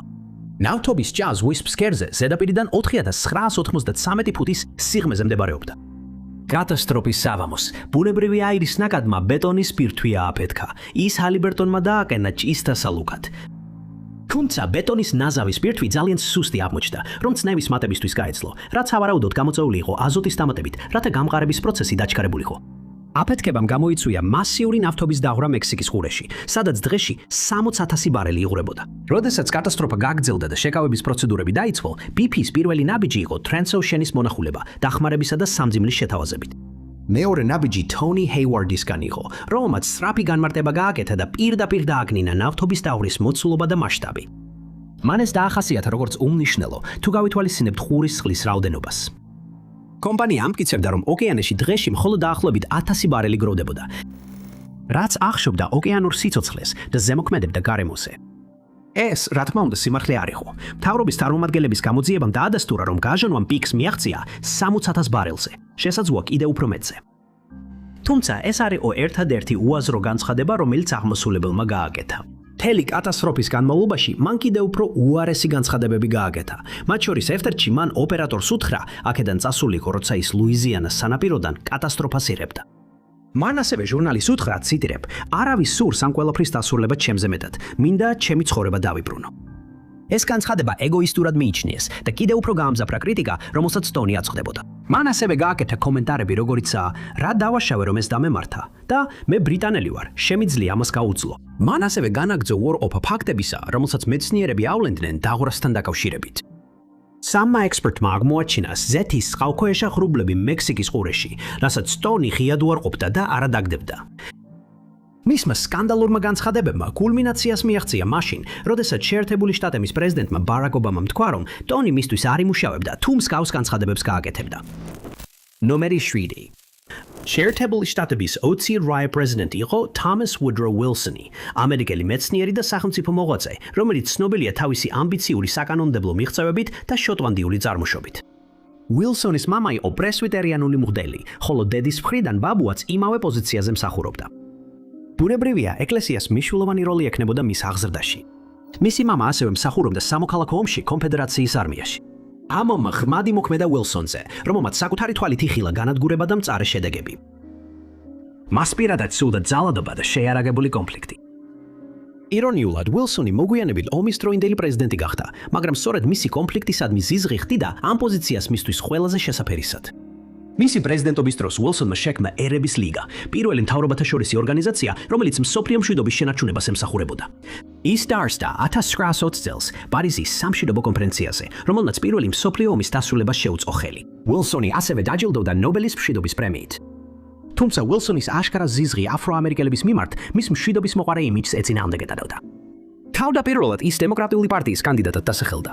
მან ბევრი აფროამერიკელი ლიდერის ყურადღება მიიპყრო თავისი ახალი თავისუფლების პლატფორმით. მაგრამ ისინი იმედგაცრუებულნი დარჩნენ, როცა აღმოაჩინეს, რომ მისმა ადმინისტრაციამ ფედერალურ ოფისებში სეგრეგაცია დანერგა. როცა Woodrow Wilson-მა 1912 წელს საპრეზიდენტო არჩევნებში გაიმარჯვა, ვაშინგტონი DK-იქ მზარდი აფროამერიკელი საშუალო ფენად ცხოვრობდა, რომლებიც ქალაქის მოსახლეობის მესამედს შეადგენდნენ. მიუხედავად იმისა, რომ თანასწორობის მხრივ პროგრესი იყო, სეგრეგაცია და რასიზმი მაინც ამახინჯებდა ქვეყნის დედაქალაქს. მეზობლობების, სკოლები და ინსტიტუტები რასის მიხედვით იყო დაყოფილი, მაგრამ ფედერალური მთავრობა ინარჩუნებდა ინტეგრირებულ სამუშაო ძალას. და როცა უილსონი პრეზიდენტი გახდა, ფედერალური თანამშრომლების 10% აფროამერიკელი იყო. თუმცა მისი ადმინისტრაცია გარდამტეხი მომენტი იყო. სწორედ მისი პრეზიდენტობის დროს შემოიღეს რასობრივი სეგრეგაცია ფედერალურ სააგენტოებში. ფედერალურმა სეგრეგაციამ არ მხოლოდ გააცალკევა რასები, არამედ შეამცირა პროფესიული წინსვლის შესაძლებლობები, მათ შორის სასურველ პოზიციებზე წვდომა, მაშინაც კი როცა მათ შესაბამისი კვალიფიკაცია ჰქონდათ. ერთ-ერთი ისტორიკოსის თქმით, უილსონი თავის ვადაში ცდილობდა აფროამერიკელთა მიღწეული პროგრესი უკან დაეხია. ნომერი 6. ჰანს ასპერგერი იყო ავსტრიელი ექიმი, რომელიც ცნობილია ატიპიური ნევროლოგიის ადრეული კვლევებით. მისი სახელი ეწოდა ასპერგერის სინდრომს, ხოლო მისი ვრცელი კვლევები ძირითადად ბავშვებზე იყო კონცენტრირებული. მან გამოაკვექნა 300 ნაშრომი ფსიქოლოგიურ დარღვევებზე, რამაც მას გარდაცვალების შემდეგ საერთაშორისო აღიარება მოუტანა. ცხოვრების განმავლობაში ასპერგერს პირადი ბიბლიოთეკა ჰქონდა, რომელშიც 1000-ზე მეტი წიგნი ინახებოდა. ის თავის კითხვას სულიერი სიმწიფის თანდათან გაღრმავებას მიაწერდა. ოპილი კოლეგების თვით, ასპერგერი ხშირად ციტირებდა კლასიკურ ავტორებს, პოეტებს და ზოგჯერ ბიბლიასაც კი. ასპერგერი ღრმად მორწმუნე ქრისტიანი იყო და წმინდა ლუკასის გილდიის წევრი, რომელიც კათოლიკურ ევგენიკას უჭერდა მხარს, მათ შორის პოზიტიურ ევგენიკას და არანეგატიურს. მაგრამ ასევე მოწმობდნენ, რომ ასპერგერი ცივი და დისტანციური იყო. სიხმაწვილეში ასპერგერი შეუერთდა მოხეტიალე მეცნიერთა ჯგუფს, Bund Neulands, რომელიც გერმანულ ახალგაზრდულ მოძრაობას უკავშირდებოდა და რომელსაც ექიმი თავის ცხოვრებისეულ პრინციპად ასახელებდა. გერმანული ახალგაზრდული მოძრაობა 1930-იანი წლებიდან მოყოლებული მჭიდრო კავშირებს ინარჩუნებდა მეორე მსოფლიო ომის დიქტატორთან. აღმოჩნდა, რომ კოკო შანელი არ ყოფილა ერთადერთი მსოფლიოზე გავლენის მქონე პიონერი, რომელმაც დიქტატურის პირობებში ნაციონალ-სოციალისტებთან ითანამშრომლა. ასპერგერი როგორც ჩანს, თანამშრომლობდა რეჟიმთან, მიუხედავად იმისა, რომ ამტკიცებდა, თითქოს შეშემე პირებს განადგურებისგან იცავდა. თუმცა ისტორიული საომარი დოკუმენტები სრულიად საპირისპიროს ამჟღავნებს. ჰანს ასპერგერმა სავარაუდოდ ფსიქიკური შეზღუდული შესაძლებლობის მქონე პირები გადაამისამართა ამ შპიგელგრახტში, დაწესებულებაში, სადაც არაეთიკური ადამიანური ექსპერიმენტები და სამედიცინო უგულებელყოფა ხორციელდებოდა. ეს დაწესებულება ისედაც საშინელებებით იყო სავსე, მაგრამ ომის დროს კლინიკაში თითქმის 800 პაციენტის ევთანაზია განხორციელდა ფსევდომეცნიერული მოძრაობის ფარგლებში, რომელიც ეგრეთ წოდებული განწმენდასა და რასობრივ ჰიგიენას გადაგებდა. იძულებითი ევთანაზია T4 პროგრამის ნაწილი იყო, რომელიც მიზნად ისახავდა განუკურნებელი ავადმყოფების, ფიზიკურად შეზღუდული შესაძლებლობის მქონე პირების, ფსიქიკური შეზღუდული შესაძლებლობის მქონე პირების, ემოციურად მოშლილი და ხანდაზმული ადამიანების განადგურებას. ჰანს ასპერგერი, მიუხედავად იმისა, რომ ნეიროდივერსიულობის კვლევის პიონერი იყო და ცდილობდა შეზღუდული შესაძლებლობის მქონე პირების დახმარებას, რეჟიმს მსხვერპლის შემხვერპლის შემდეგ აწვდიდა. მან ასევე ვერ მოახდინა თავისი პაციენტების შესახებ ბერლინის ჯანდაცვის ორგანოებისთვის შეტყობინება, როგორც ამას კანონი ავალდებულებდა. ყველაზე შემაშფოთებელია ის, რომ ომის შემდეგ ასპერგერი გამოიძიეს ისტორიული დოკუმენტაციის საფუძველზე, რომელმაც გამოავლინა მისი კავშირი ამ შპიგელგრახტთან და მისი მხარდაჭერა გაწმენდის მიმართ. მაგრამ საბოლოოდ მოკავშირე ძალებმა იგი პოლიტიკურ გადაცდომებში გაამართლეს და მან უბრალოდ გააგრძელა თავისი სამედიცინო კარიერა. ნომერი 5. ეს იყო თომას ედისონი, რომელმაც მსოფლიო იმ გზაზე დააყენა, რომელსაც დღეს ვხედავთ. ისტორიის ერთ-ერთ უდიდეს ამერიკელ გამომგონებლად მიჩნეული თომას ედისონი თანამედროვე ელექტროენერგიის ეპოქის შემომტანი იყო იმ დროს, როდესაც ერთადერთი წყარო პრიმიტიული დაბავოლტიანი ბატარეები იყო. გამომგონებლის ყველაზე რევოლუციურ ქმნილებებს შორის იყო პირველი კომერციულად წარმატებული ნათურა, ფონოგრაფიით და კინოკამერა. მან ასევე საფუძველი ჩაუყარა მსოფლიოში პირველ ელექტროენერგიის განაწილების სისტემას. მისი ხანგრძლივი კარიერის განმავლობაში ედისონმა ინდივიდუალურად და ერთობლივად მიიღო 1093 პატენტი, რაც მსოფლიო რეკორდია. მან ასევე შექმნა მსოფლიოში პირველი სამრეწველო კვლევითი ლაბორატორია და დაარსა General Electric-ის კორპორაცია. მას აღწერდნენ როგორც დაუღალავს, განსაკუთრებით თავისი შრომის მოყვარეობით და იყო ცნობილი თავისი განძლეობით მრავალდრიან მარათონებში. ძილს ის დროის კარგად მიიჩნევდა. მან ცნობილი ფრაზა თქვა: გენია არის 1% შთაგონება და 99% შრომა. ვინც მას იცნობდა აღწერდნენ როგორც ქარიზმატულს ძლიერი ეგოთი. ის ასევე ძალიან ინტროვერტი იყო და ლაბორატორიის მარტოობას ამჯობინებდა. მაგრამ ედისონის მომხიბვლელობის მითმა ბნელი მხარეც იმალებოდა. ამბობდნენ, რომ გამომგონებელი ხშირად მხოლოდ საკუთარ თავს მიაწევდა იმ გამოგონებებს, რომლებიც ან მისმა თანამშრომლებმა შექმნეს მენლო პარკის ლაბორატორიაში, ან სხვა გამოგონებლებისგან შეიძინა. Phonography-ის პრაქტიკული განვითარება განახორციელა John Cruising, ედისონის power-მა მექანიკოსმა, რომელმაც ფუნქციონალური მოდელი ედისონის უხეში ესკიზების საფუძველზე ააგო. მას ასევე მიაწერენ ელექტროსკამის გამოგონებას, რომელიც სინამდვილეში Harold P. Brown-მა, მის ლაბორატორიაში მომუშავე ელექტროინჟინერმა დააპროექტა. გამოგონებელს ასევე ჰქონდა მიდრეკილება, მიეთვისებინა სხვა გამოგონებლების პატენტები, რომლებიც მასთან დაკავშირებულნი არ იყვნენ. ერთ-ერთი ასეთი ადამიანი იყო Granville Tam Woodsy, რომელიც ომის შემდეგ პირველი აფროამერიკელი მექანიკური და ელექტროინჟინერი გახდა. 1887 წელს მან მიიღო პატენტი თავისი ინდუქციური ტელეგრაფისთვის, მაგრამ ედისონმა მას უჩივლა. ამტკიცებდა, რომ მსგავსი ტელეგრაფი მან უფრო ადრე შექმნა. მაგრამ ვუდსმა ეს ბრძოლა მოიგო, თუმცა ეს ფინანსური სირთულეებისა და პირადი დანაკარგის ფასად დაუჯდა. თომას ედისონმა 1890-იან წლებში დააპატენტა კინეტოგრაფი, ანუ კინოკამერა, მაგრამ მისი გამოგონება სხვა გამოგონებლების მრავალწლიანი შრომის შედეგს ეფუძნებოდა. ედისონი არ მხოლოდ იპარავდა სხვა გამოგონებლების ნამუშევრებს, ან ითვისებდა მათ დამსახურებას, არამედ აქტიურად ეწეოდა შავი პიარის კამპანიებს, რათა თავისი კონკურენტები დაედისკრედიტებინა ან შეეფერხებინა. მან წამოიწყო მნიშვნელოვანი საპატენტო ომები, მათ შორის დენის ომი, სადაც მასსა და მის ყოფილ თანამშრომელ ნიკოლა თესლას შორის მძაფრი დაპირისპირება მოხდა. თესლა იცავდა ცვლად დენს, ხოლო ედისონი დაჟინებით ემხრობოდა მუდმივ დენს. თესლას ძალისმევის შესასუსტებლად და დისკრედიტაციისთვის ედისონი უკიდურეს ომებს მიმართავდა. საჯარო დენის დარტყმით მოკლის დემონსტრაციებს აწყობდა, რათა დაემტკიცებინა, რომ ცვლადი დენი სასიკვდილო საფრთხეს წარმოადგენდა. თომას ედისონის პიროვნული ურთიერთობები მას ცვალებად ლიდერად წარმოაჩენდა, ბოსად, რომელიც ერთდროულად შთამაგონებელიც იყო და ტირანიც. ამბობდნენ, რომ ის თანამშრომლებისგან უკიდურესად დიდ სამუშაო საათებს ითხოვდა, რაც მის შეხედულებებსაც შეესაბამებოდა. ედისონი ფიქრობდა, რომ ძილი დროის ფუჭი კარგვა იყო. ხანდახან ის თანამშრომლებზე ყვიროდა და შემდეგ ხუმრობით ამსუბუქებდა სიტუაციას. ედისონ ერთმნიშვნელოვნად იყო ორიენტირებული მხოლოდ თავის სამუშაოზე, რაც საბოლოოდ მას ოჯახში თითქმის არ მყოფ-ქმნად და გაუცხოებულ მამად აქცევდა. ნუმერი 4. Whitcourt Castling, ლიდერი, გმირი, ჰუმანიტარი და ისტორიის უდიდესი მოღალატე. 1911 წელს Whitcourt Castling ნორვეგიის არმიაში შევიდა და სამხედრო ატაშედ მსახურობდა პეტროგრადში, შემდეგ კი ჰელსინკში. მან ასევე დახმარება გაუწია რუსეთში ჰუმანიტარულ მისიებს და მონაწილეობდა დახმარების სამუშაოებში ერთა ლიგის ფარგლებში. Castlingის მთავარი ჰუმანიტარული მიზანი იყო მასობრივი შიმშილისა და დაავადებების შემსუბუქება საბჭოთა კავშირში. 1922 წელს, როგორც ნენსენის შიმშილის წინააღმდეგ ბრძოლის მისიის ხელმძღვანელი უკრაინაში, ის პასუხისმგებელი იყო შტაბის შექმნაზე, საკვების უზრუნველყოფასა და სამედიცინო მარაგის მიწოდებაზე მშვიდობიან მოსახლეობისთვის. ერთა ლიგის ფარგლებში მან მხარი დაუჭირა დახმარების პროგრამებს ბულგარეთსა და სომხეთში და დაევალა შიმშილით დაზარალებული ტოლვილებისა და გადაადგილებული პირების დახმარება. სწორედ ამ ძალისხმევის გამო სამხედრო ოფიცერი ფართოდ ითვლებოდა გმირად, სულ მცირე მეორე მსოფლიო ომის დაწყებამდე, როდესაც მისი გვარი მოღალატის სინონიმად იქცა. 1921-დან 1923 წლამდე ქუსლინგი მსახურობდა თავდაცვის მინისტრად აგრარულ მთავრობაში და პოპულარობა მოიპოვა ჰიდროელექტროს მუშების გაფიცვის ჩახშობით. შემდეგ მან დატოვა მთავრობა და დაარსა ფაშისტური პარტია ნაციონალ სამლინგი, რომელიც მიზნად ისახავდა კომუნიზმისა და პროფკავშირების ჩახშობას. ნაციონალ სამლინგი იყო უკიდურესად მემარჯვენე პარტია, რომელიც მეორე მსოფლიო ომის დროს ნაციონალ სოციალისტებთან თანამშრომლობდა. ეს მოხდა ომის დროს, როდესაც ქუსლინგი დიქტატორის როლში იყო და მისი მარიონეტული მთავრობა იღებდა კანონებს, რომლებიც აქტიურად უწყობდნენ ხელს მოქალაქეების დეპორტაციას პოლონეთის საკონცენტრაციო ბანაკებში. ის ასევე პასუხისმგებელი იყო კონფლიქტზე, რომელმაც ფატალური შედეგები გამოიწვია ნორვეგიელი წინააღმდეგობის მებრძოლებისა და გამოჩენილი პოლიტიკური ოპონენტებისთვის. 1940 წელს მან სცადა გერმანიის მხარდაჭერით გადატრიალების მოწყობა, სადაც ნორვეგიელებს მოუწოდა არ გაეწიათ წინააღმდეგობა დამპყრობლებისთვის, არამედ ებრძოლათ მათთან ერთად. 1942 წელს იგი დაინიშნა მინისტრ-პრეზიდენტად რაიხკომისარ იოზეფ ტერბოვენის ხელმძღვანელობით.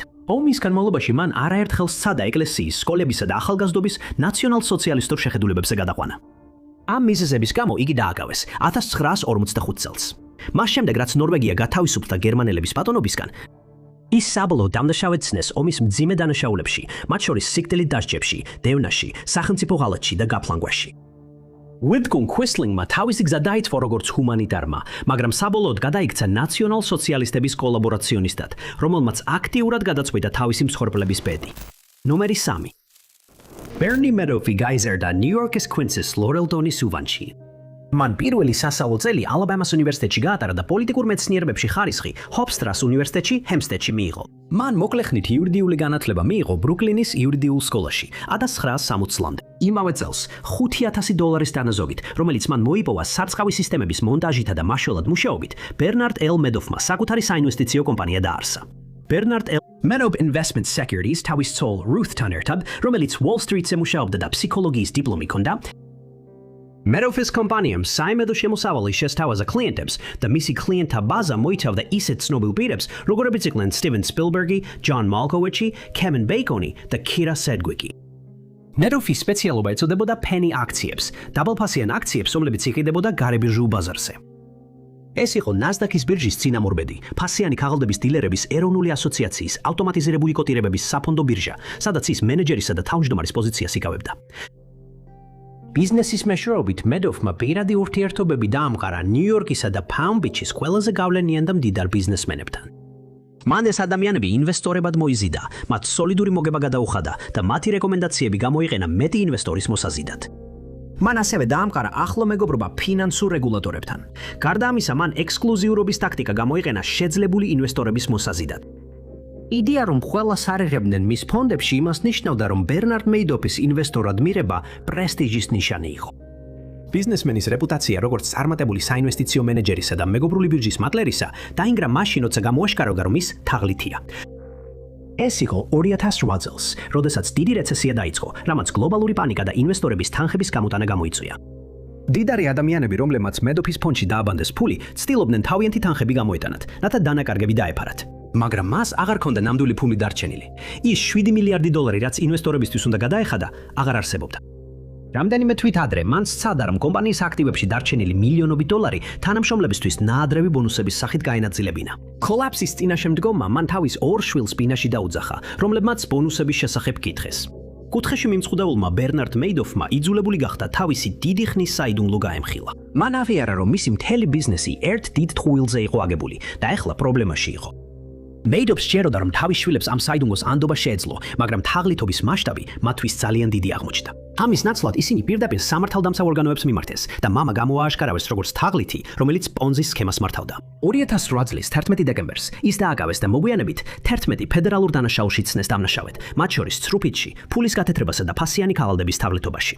და მას ფედერალურ ციხეში 150 წლით მიუსაჯეს. ნომერი 2. ლენს არმსტრონგი, ოპილი პროფესიონალი ველოსიპედისტი, ერთ დროს პატივსაცემი სპორტსმენი იყო, რომელსაც გამძლეობის სიმბოლოდ მიიჩნევდნენ.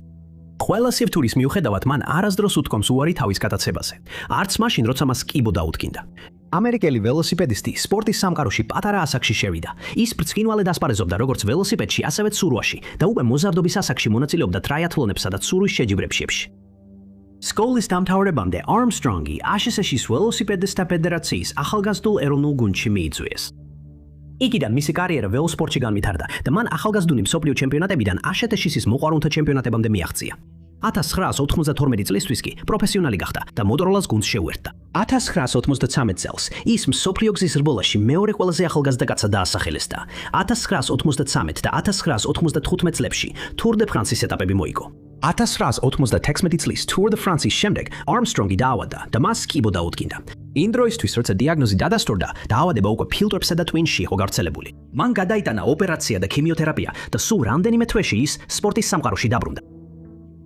დიაგნოზიდან მხოლოდ 2 წლის შემდეგ მან ლუქსემბურგის ტური მოიგო. მან ტური მოიგო 2001 და 2002 წლებში და კლავ 2004 წელს. 2005 წელს მეშვიდე ტურის მოგების შემდეგ ლენს არმსტრონგმა სპორტიდან დროებით დაისვენა. 2008 წელს ის დაბრუნდა კონკურენტულ რბოლებში, ხოლო 1 წლის შემდეგ 2009 წლის Tour de France-ზე მესამე ადგილი დაიკავა. თუმცა 1 წლის შემდეგ ეს პატივსაცემი სპორტსმენი, რომელიც თავისი გამძლეობით იყო ცნობილი, კრიტიკის ქვეშ მოექცა, როდესაც აღმოჩნდა, რომ სწორედ ეს შეუპოვრობა და მისი დაუმარცხებელი გამარჯვებების სერია შემაშფოთებელი საიდუმლოს შედეგი იყო. 2010 წლის აპრილში ფლოიდ ლანდისმა კიდევ ერთმა ველოსიპედისტმა, რომელიც ოდესღაც არმსტრონგის თანაგუნდელი იყო, ASHS-ის ველოსპორტის ოფიციალურ პირს ელფოსთა გაუგზავნა. მან გაამხილა, რომ თავადაც და კიდევ რამდენიმე თანაგუნდელთან ერთად დამნაშავე იყო აკრძალული პრეპარატების გამოყენებაში, ნივთიერებების, რომლებიც სპორტულ შედეგებს აუმჯობესებს, რაც სპორტის სამყაროში თაღლითობად იკლებოდა. თავის აღიარებაში ლენდისმა ლენს არმსტრონგიც დაასახელა. მიანიშნა, რომ ისიც დამნაშავე იყო შედეგების გამოუმჯობესებელი პრეპარატების გამოყენებაში. 2012 წლის ივნისში ASHS-ის ანტიდოპინგურმა სააგენტომ დაადანაშაულა ველოსიპედისტი, მისი მენეჯერი, 3 ექიმი და მისი მწვრთნელი მასშტაბურ 10 წლეულების განმავლობაში მიმდინარე აკრძალული პრეპარატების შეთქმულებაში, რომელიც 1990-იანი წლების ბოლოს დაიწყო. სააგენტოს მიხედვით არმსტრონგი იყენებდა რამდენიმე სახის გამაუმჯობესებელ საშუალებას, მათ შორის ეპოს და ადამიანის სრდის ჰორმონს. ისინი ასევე ურიგებდნენ ამ ნივთიერებებს სხვა ველოსიპედისტებს. ის ასევე დაადანაშაულეს სასიცოცხლო სითხეების ტრანსფუზიაში და ტესტოსტერონის გამოყენებაში იმ პერიოდში. ბრალდებმა საბოლოოდ გამოიწვია არმსტრონგისთვის სხვა ველოსიპედის შეჯიბრებებში მონაწილეობის აკრძალვა. დამჟღავნების შედეგად პატივცემულ სპორტსმენს ჩამოართვეს ყველა ტური, დე ფრანსის ტიტული და სხვა ჯილდოები და პრიზები, რომლებიც 1998 წლიდან ჰქონდა მოპოვებული. სააგენტომ ასევე დააწესა სამუდამო აკრძალვა ნებისმიერ სპორტში მსოფლიო ანტიდოპინგის კოდექსის შესაბამისად. ნომერი 1. ისტორიაში ორი ყველაზე მნიშვნელოვანი პიონერი იყვნენ რაითის ძმები, რომლებიც პირველებმა შეძლეს თვითმფრინავის ძრავიანი, მდგრადი და მართვადი ფრენა. მათი გამოგონებამ ავიაციის ინდუსტრია გააჩინა და საფუძველი ჩაუყარა თანამედროვე საჰაერო მოგზაურობას. Wilbur და Orville Wright-ები 4 წლით განსხვავებით დაიბადნენ ქრისტეში გაერთიანებული ძმების ეკლესიის მღვდელთან ოჯახში. ძმებმა და მათმა დანარჩენმა და-ძმებმა საჯარო განათლება მიიღეს და გაიზარდნენ გარემოში, რომელიც მათ ინტელექტუალური ინტერესებისკენ უბიძგებდა. Orville Wright მიიჩნევდა, რომ ნაკლებად მხარდამჭერი გარემო მათ ფრთებს მოჭრიდა და ცნობის მოყარეობისკენ სწრაფვას შეუშლიდა ხელს. Wilbur და Orville Wright-ები დამოუკიდებელი მოაზროვნეები იყვნენ, რომლებიც საკუთარ ნიჭში დიდ თავდაჯერებულობას ავლენდნენ. მათ ასევე ჰქონდათ ურყევი რწმენა საკუთარი განსჯის სისწორეში. ისინი მტკიცედ იყვნენ განწყობილნი, გაეგრძელებინათ მცდელობა, თუნდაც იმედგაცრუების წინაშე აღმოჩენილ იყვნენ. ეს თვისებები იყო იდეალური ნაზავის ინგრედიენტები, რომლებმაც ისინი დიდებისკენ მიმავალ გზაზე დააყენეს. ორი ძმა იყო Wright-ების ოჯახში, ერთადერთი წევრები, რომლებმაც არც კოლეჯში ისწავლეს და არც დაქორწინებულან. ამის ნაცვლად მათ ერთად დაარსეს საბეჭდის სახელოსნო და ასევე რედაქტორობდნენ და გამოსცემდნენ ორ ადგილობრივ გაზეთს. 1892 წელს მათ გახსნეს ველოსიპედების მაღაზია, სადაც მცირე მასშტაბით ველოსიპედების აწყობა დაიწყეს. სწორედ აქ შეიმუშავეს საკუთარი თვითზეთვადი ველოსიპედის სპორბლის ნაბი. ველოსიპედებისა და გაზეთების ბიზნესთან მირებული შემოსავლებით ძმებმა შეძლეს თავიანთი აერონავტიკული ექსპერიმენტების დაფინანსება 1899 წლიდან. ერთად მათ ამოძურეს ადგილობრივი ბიბლიოთეკის ყველა რესურსი, რაც კი აერონავტიკას ეხებოდა, ხოლო მომდევნო წელს თავი გააცნეს სამოქალაქო ინჟინერ ოქტავ შანუც, რომელიც შემდგომ წლებში Wright-ის ძმების სანდო მესაიდულე გახდა. პირველი მართვადისაფრენი აპარატის შექმნის მცდელობაში მათ გააცნობიერეს, რომ წარმატებისთვის მათ ქმილებას ფრთები დასჭირდებოდა. მათ აღმოაჩინეს, რომ ფრთები ამცევ ძალას წარმოქმნიდა. შემდეგი სირთულე იყო ამძრავი სისტემა, ხოლო შემდეგ მართვის მეთოდი. ისინი თავის კუმირს, ოტო ლილიენთალს, გლაიდერის პიონერს, უყურებდნენ და სწავლობდნენ, როგორ შექმნა მან ფრთები, რომლებიც ფრენისას მას ატარებდა. თვითმავალი მანქანების შემქმნელები, როგორც მიხვდნენ, ასევე მუშაობდნენ უფრო მსუბუქი მანქანების შექმნაზე ძლიერი ძრავებით. ასე რომ ორი პრობლემა უკვე გადაჭრილი იყო და დარჩენილი იყო მხოლოდ მართვის საშუალების გამოგონება. დამოცდილ ველოსიპედისტებად Wright-ების ძმები თვლიდნენ, რომ სრული კონტროლი პილოტის ხელში უნდა ყოფილიყო და კარგად იცოდნენ წონის გადანაცვლების საფრთხეები, რადგან წინასაფრენი აპარატები ამ მხრივ ხარვეზიანი ჩანდა. ამიტომაც ისინი კონცენტრირდნენ ზეწოლის ცენტრის ზუსტ მართვაზე, აპარატის ფრთებზე. მათ შეიმუშავეს სხვადასხვა მექანიკური სქემა, სანამ ფრთებზე სპირალური გადახრის გამოწვევას ეცდებოდნენ. ამ მცდელობამ გამოიწვია ამწეობის გაზრდა აპარატის ერთ მხარეს და შემცირება მეორე მხარეს. ეს საბოლოოდ შესაძლებელს ხდიდა ფრთის წვერის დაქვეითება სურვილისამებრ და აი მათ შექმნეს პირველი ძრავიანი მდგრადი ფრენის უნარის მქონე და მართვადი თვითმფრინავი, თანამედროვე ავიაციის დასაწყისი. ძმებმა ამოხსნეს კოდი და მათი ძალისხმევა დაფასდა. მათი საწყისი წარმატება საფუძვლად დაედო პროექტის დახვეწას და საჰაერო მოგზაურობის გზის გაკაფას, მაგრამ ამ გამომგონებელთა წყვილსაც კი ჰქონდა ბნელი მხარე. ისტორიული ჩანწერების მიხედვით, Wright-ის ძმები აქტიურად უშლიდნენ ხელს სხვებს, რომ დაეწყოთ ფრენები, ან დაეხვეწათ და განევითარებინათ მათი საწვისი იდეები. ისინი ამტკიცებდნენ, რომ მათი ნამუშევარი უნდა ყოფილიყო დაცული და დაპატენტებული, რათა სხვებს არ ქონოდათ მათი იდეის გამოყენების უფლება. მათი აგრესიულობა სერიოზულად აფერხებდა ავიაციის ადრეულ ინდუსტრიას. ძმები ვერ ახერხებდნენ დამოუკიდებლად წინსვლას. იყვნენ სხვა გამომგონებლები და ექსპერტები, რომლებიც დაეხმარებოდნენ მათ და განავითარებდნენ იდეას. მაგრამ Wright-ის ძმებმა გადაწყვიტეს, რომ თავიანთ დიზაინზე მონოპოლია დაემყარებინათ და დაიწყეს sapatento ომი. 1906 წელს მათ მიიღეს პატენტი ფრენის მართვის მეთოდზე და შემდეგ დაარსეს Wright-ის კომპანია. კომპანია ცდილობდა თვითმფრინავების წარმოებაზე მონოპოლიის დამყარებას, მაგრამ ეს მცდელობა წარუმატებლად დასრულდა. ამის ნაცვლად მათ შეცვალეს იურიდიული სტრატეგია და დაიწყეს უცხოელ და ადგილობრივ ავიატორებსა და კომპანიებზე სარჩელების შეტანა, რათა ლიცენზიის საფასური აეღოთ. ეს მოიცავდა ავიაციის პიონერ გლენ კერტისსაც. 1910 წელს მათ მოიგეს სასამართლო პროცესი კერტისის წინააღმდეგ და ყველა სხვა სამართლებრივი საქმე, რომელიც ამას მოჰყვა. ეს მოიცავდა Wright-ების მიერ აღძრულ 9 სარჩელს და 3-ს, რომელიც მათ წინააღმდეგ იყო აღძრული. მაშინაც კი როცა Wilbur-ი გარდაიცვალა და Orville პენსიაზე გავიდა, პატენტის ომი გაგრძელდა, რადგან სხვა მწარმოებლებმაც დაიწყეს ხეს საკუთარი სამართლებრივი საქმეები. ომმა ავიაციის ინდუსტრიაში დაუსრულებელი კრიზისი გამოიწვია, რამაც შეაჩერა ამ სფეროს განვითარება შეერთებულ შტატებში. პატენტის ომი მხოლოდ 1917 წელს დასრულდა, როცა შეერთებული შტატების მთავრობამ ჩაერია და შექმნა პატენტების ერთობლივი სალიცენზიო გაერთიანება, რომელმაც ინდუსტრიას მისცა თავისუფლად ინოვაციისა და ტექნოლოგიების გაზიარების შესაძლებლობა მცირე საფასურად. დიდი მადლობა არ მოგურეთ. თუ მოგეწონათ ეს ვიდეო, აუცილებლად დააჭირეთ მოწონების ღილაკს. ასევე არ დაგავითვლეთ გამოიწეროთ არხი და დააჭიროთ შეთხოვნების ზარს, რომ არ გამოტოვოთ ჩვენი მომავალი ვიდეოები. მე ვარ ტაინოცი და შევხვდებით შემდეგ ვიდეოში.